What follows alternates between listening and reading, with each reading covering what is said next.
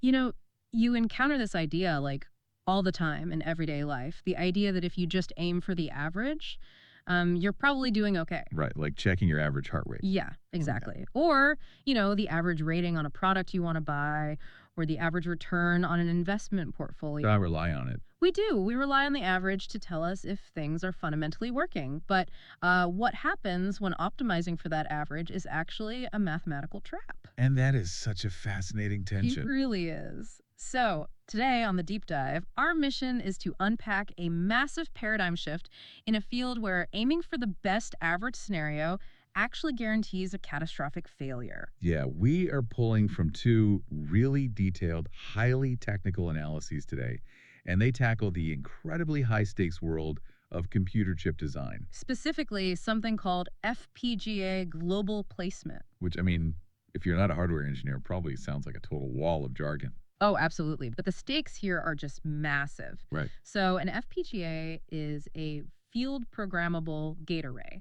And unlike the processor in your laptop, which is, hardwired at the factory to do very specific tasks. Right. An FPGA is essentially a blank slate of silicon, Exactly. After you buy it, you can physically program the hardware itself to do whatever you want. and they are the brains inside, medical imaging machines, aerospace navigation systems, high frequency trading platforms, Situations where a millisecond delay is a disaster, or a single failure is just completely unacceptable. which is why the placement of the internal components is so critical. Yeah, so imagine you are staring at a massive empty grid. Okay. This is your blank slate FPGA. Right. And the core of this grid is made up of a specific number of placement sites. Like thousands of empty lots arranged in a grid with a set width and height. Exactly.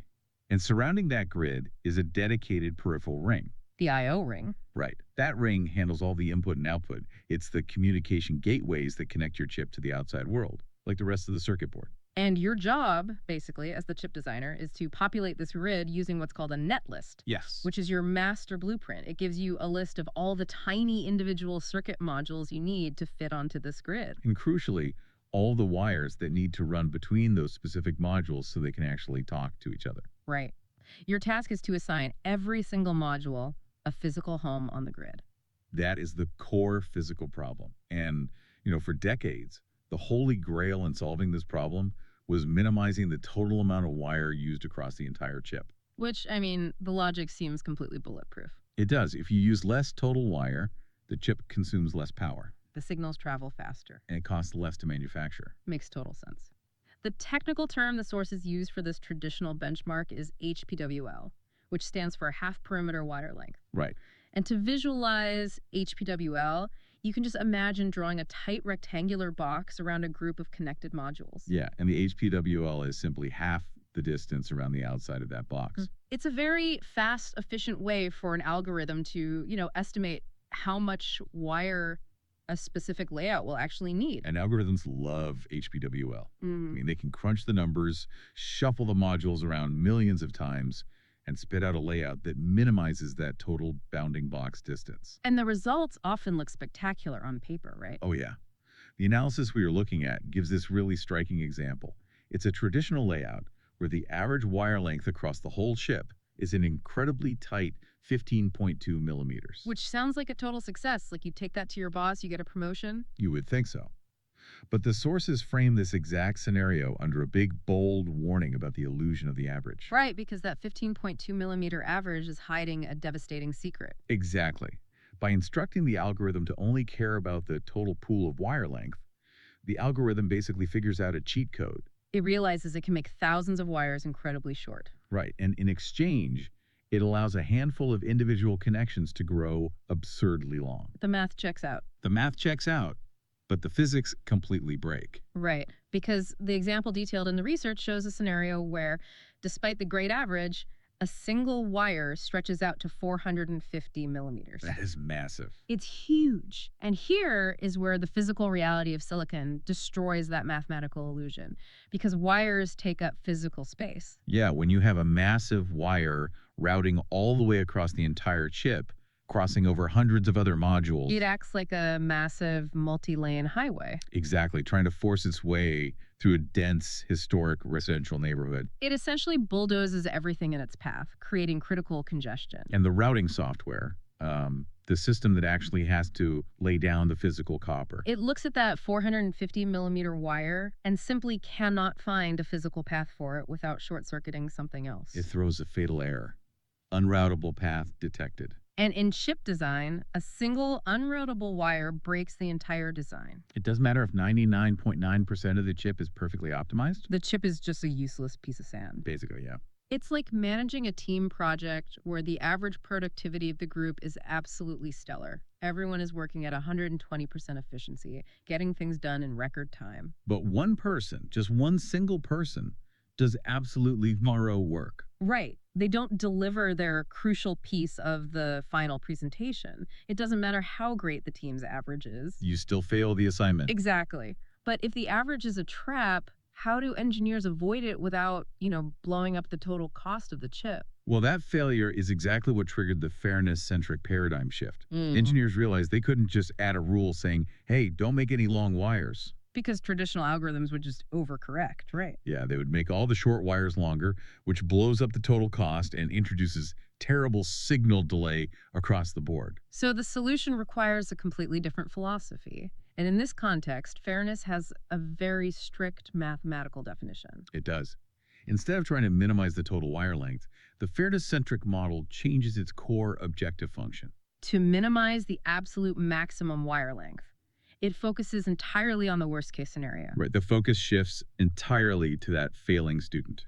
By strictly bounding the maximum distance any single connection is allowed to travel, routability isn't just a hope anymore. It becomes mathematically guaranteed. And that guarantee is everything. Because, if you're building a satellite, mostly routable is literally a multi-million-dollar piece of space junk. Exactly.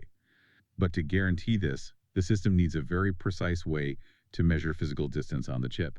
Right, and the sources detail a cost model based on the Manhattan distance. Yeah. Because silicon chips are manufactured in highly structured microscopic layers, you cannot run a wire diagonally like a crow flies. The manufacturing process dictates that wires must run horizontally on one layer and vertically on another layer. So if you have a module at the bottom left of a grid and it needs to connect to a module at the top right, the distance is the horizontal trip along the x-axis plus the vertical trip up the y-axis. exactly. Yeah. And the math applies specific scaling factors to the change in X and the change in Y to account for the physical architecture of the chip. So the worst wire is simply defined as the maximum cost of any single horizontal plus vertical connection across the entire network. Right. Conceptually, minimizing that worst wire makes a lot of sense. But the execution has to be incredibly complex. Oh, it is. Because moving one module to shorten its wire inevitably pushes another module out of the way. Which stretches a completely different wire. Right. So how does an algorithm resolve a puzzle where every single move has a cascading ripple effect across thousands of components? Well, you need a highly sophisticated algorithmic engine. And the researchers break this engine down into three distinct interconnected processes. Okay, let's go through them. It starts with a mathematical detective called Howard's algorithm, which utilizes a technique known as parametric search. Okay, let's unpack the mechanics of this parametric search. The goal here is to find the absolute minimum allowed distance ratio between any two connected modules. Yes. And the sources refer to this target ratio as beta. Right. And looking at the side's scale graphic, it's weighing beta against the actual connection cost. Exactly. Think of beta as a strict physical ceiling. The algorithm constantly tries to force beta lower and lower, aiming to squeeze the modules closer and closer together to minimize that worst-case distance. But eventually, the physical realities of the grid push back. If you force the modules too close, they would have to physically overlap to satisfy the math. Because you can't put two buildings on the exact same lot. Right. And when the algorithm hits this physical wall, the math detects what's called a negative cycle. Yes, in graph theory, a negative cycle means you've created a loop of dependencies that contradicts itself. It essentially throws an error flag saying the current layout is physically impossible. But instead of crashing when it hits that impossible contradiction, the algorithm uses it as a learning mechanism through a feedback loop called zero cancellation. And I found the mechanism behind zero cancellation fascinating. When the negative cycle alarm goes off, the system isolates that specific impossible tangle of modules. Right, it zeroes in on it. It sums up the true physical costs of all the connecting edges within that knot and uses that sum to calculate a brand new, slightly adjusted, highly accurate target ratio. It finds the exact breaking point. It reminds me of a tightening vice grip. Oh, that's a good analogy. Yeah. Imagine you have a loose clamp holding a bunch of wooden blocks. Yeah, You turn the handle, tightening the clamp. That's Howard's algorithm, lowering the beta ratio. right. You keep squeezing until the blocks start to crack and push back. That's the negative cycle. And then the algorithm feels that resistance. Exactly. Calculates exactly how much pressure the wooden blocks can handle without splintering and locks the vice grip at the exact limit just before the structure shatters. It finds the absolute mathematical limit of the worst case scenario. Wow. But the vice grip secures the mathematical limit perfectly, but math is abstract. Very much so. Even with the limit set, you still have the physical problem of modules trying to occupy the same coordinates on the grid. Yeah, because the mathematical limit doesn't magically enforce the physical reality that each grid site can only hold a maximum of one module. Which means we need a way to resolve those overlaps without undoing the delicate work the vice grip just accomplished. And that's where the sources introduce a process called legalization. Driven by something called bipartite matching. So how does this actually resolve the physical overlap? So bipartite matching is a really powerful concept in combinatorial optimization. You have two distinct sets of things that need to be paired up. Okay. On one side, you have your list of modules that need a physical home. On the other side, you have the available empty grid positions. It's essentially a massive routing problem. Like imagine a city where 50 people request an Uber at the exact same millisecond. And there are 50 Ubers scattered around. Right. You could just assign the closest Uber to the first person who requested it, Yeah. but that might mean the second person's closest Uber is now 10 miles away. Exactly. Bipartite matching is the math that looks at the entire board simultaneously and finds the globally optimal assignment to minimize the total driving distance for the entire fleet. Got it. So in the context of chip design, every time you move a module to an empty space to resolve an overlap, you change its wire length. Right. So the algorithm uses a greedy local search Yeah. within this bipartite matching framework. Greedy local search. Yeah, it evaluates the immediate neighborhood of an overlapping module and grabs the closest legal slot that causes the absolute minimum increase to that crucial worst case wire length. So it's constantly making these hyper-calculated micro adjustments. Exactly. It separates the modules just enough to make the layout legal while desperately clinging to the mathematical limits set by Howard's algorithm. And we still have to handle the chip's communication with the outside world. The internal modules have to connect to the dedicated peripheral ring. The I/O pads. Right. And the logic for the I/O pad assignment is incredibly elegant. First, the system identifies which internal modules are designated to talk to the rest of the motherboard. Yes. And then, in pure fairness-centric fashion, it calculates the worst-case distance from that specific module to all four outer edges of the ship. The top, bottom, left, and right edges. Exactly. It assigns the connection to the edge that minimizes that maximum distance. And if that chosen edge is already congested with other connections?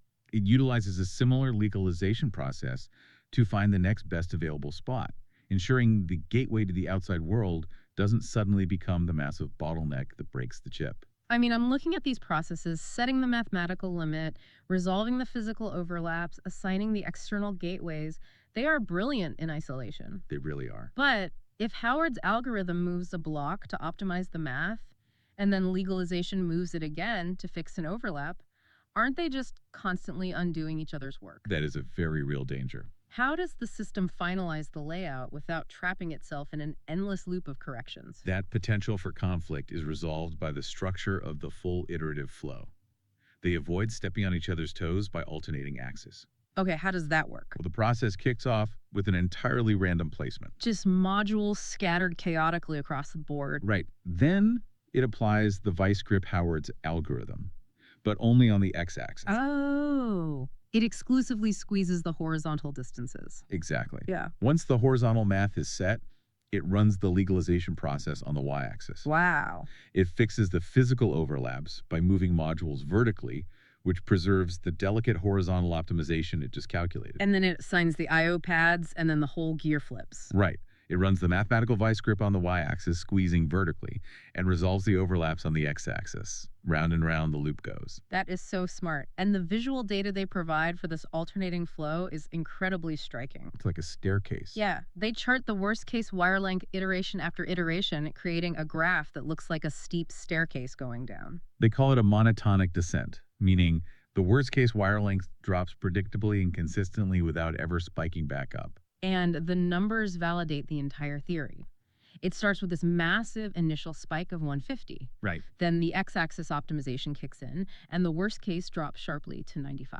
The y-axis legalization happens, it drops to 85. Next loop, it drops to 72, then 68, until it finally settles at a permanently optimized worst-case wire length of 65. And the physical transformation of the chip layout is stunning. The initial snapshot is a square filled with a chaotic, tangled mess of lines crisscrossing the entire grid. It looks like a child scribbled over the blueprint. It really does. Yeah. But the optimized snapshot shows a completely different reality. The alternating fairness-centric loop systematically pulls all those scattered modules inward. It resolves the physical overlaps while constantly bounding that maximum distance. The result is an incredibly organized, highly dense circular cluster sitting perfectly in the middle of the grid. It physically transforms unroutable chaos into functioning order. Okay, but I want to push back on this because a traditional hardware engineer looking at this is going to raise a massive red flag. Oh, absolutely. They'll say, okay, congratulations, you dropped the worst wire from 150 down to 65. That's a massive 57% improvement in the worst case scenario. Right. But by obsessing over the failing student, didn't the average student suffer? Didn't the total wire length of the chip balloon out of control to compensate? And it is the most critical question to ask. Does ensuring survival destroy overall efficiency? Right. So to answer that, the researchers ran head-to-head empirical tests, comparing their fairness-centric model against a powerful industry-standard optimization method called simulated annealing, or SA. Let's quickly define simulated annealing, since it's a fascinating concept borrowed from metallurgy. Yeah, it is. When you heat metal, the atoms bounce around randomly. As it slowly cools, they settle into a highly organized, strong structure. Right, in an algorithm design, SA starts by taking huge, random, often bad moves to explore the layout and escape local minimums. Situations where the layout looks good locally but is actually terrible globally. Exactly. And as the algorithm cools, it only accepts smaller, strictly beneficial moves. It's an incredibly thorough, powerful way to find a great average layout. So SA is an excellent baseline, and looking at the data, it shows that SA does achieve a slightly better total wire length. It does. The SA model hits a total HPWL of 850, while the fairness-centric model hits 890. So the traditional method does use slightly less copper overall. It does. But look at the worst-case metric. Simulated annealing's absolute worst wire is 72. Okay. The fairness-centric worst wire is 65. Wow. And a single wire of 72 might be the threshold that renders the chip completely unrootable? Precisely. The fairness-centric optimization achieves the absolute best worst-case rootability, guaranteeing the chip will function. While remaining highly competitive on total wire length. Right. It sacrifices a minuscule fraction of average efficiency to gain absolute certainty of success. And perhaps the most mind-blowing part of the data is the runtime. Oh, yeah. Because simulated annealing is notoriously slow because that cooling process requires millions of calculations. Right. But the fairness-centric algorithm achieves this guaranteed, highly dense layout in under 2 seconds. 2 seconds. The elegance of the mathematical vice grip, combined with bipartite matching, is phenomenally efficient. I mean, it takes us longer to explain the loop than for the algorithm to run thousands of iterations. It really does. By moving away from the illusion of the average and employing parametric search and alternating axes, engineers can pull a tangled mess into guaranteed rootability in a heartbeat. It completely reframes how we should look at optimization. In deeply complex systems, optimizing for the average is often just optimizing for the illusion of success. True robustness requires building fairness into the foundation of the math. Which brings me to a final provocative thought to leave you with. At the very end of the research, under a brief section titled Future Work, the engineers casually mention machine learning integration and GPU acceleration. Oh, wow. Right. Right now, this algorithm mechanically squeezes out the perfect worst-case scenario through a continuous feedback loop. But if we integrate machine learning, the paradigm shifts again. That's a wild thought. Will future algorithms simply learn where the catastrophic bottlenecks are going to be before a single module is even placed? Predict the negative cycles. Exactly. Will they be able to conceptually design and optimize the chip in zero time, predicting the negative cycles rather than reacting to them? It changes everything. If a 2-second mathematical vice grip can conquer the illusion of the average today, imagine what a predictive neural network will build tomorrow. Think about that the next time someone tells you to just aim for the average. Thanks for diving deep with us.